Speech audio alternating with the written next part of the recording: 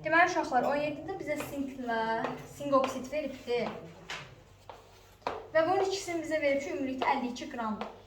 Sonra və bunları xlorid turşusundan reaksiyaya daxil edirik. Hər ikisini.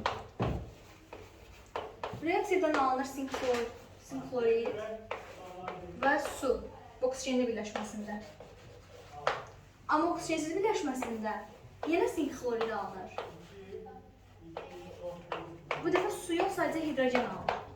Əmsalları qoyandan sonra bizə şərtdə verir ki, 3.6 qram alınan qazın yanmasının. Alınan qazımız buradan hidrogen alınır və hidrogeni yenidən yandırırıq. Əmsalları da yerinə qoyandan sonra və 3.6 qram su verir bizə. Bizdə suyun emeri 18 molda 2 olduğuna görə 2 vurulsun 18 kimi yazırıq. Və hidrogenimizin özünün molu 2'dir.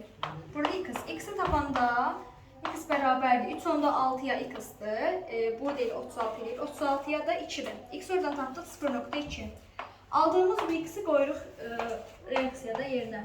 0.2 mol buradadır, 1 mol da burada. Və bizdən sinkin emerini 65 verir.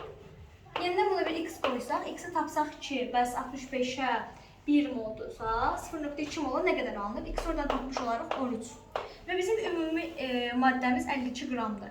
Sink oksid və sink bir yerdən. Bizdən sinkin kütlə payını istəyir. Yəni 13 bölünsün 52 vurulsun 100. Bunu aşağıdan yazsam 4. O da bərabər olur 25%.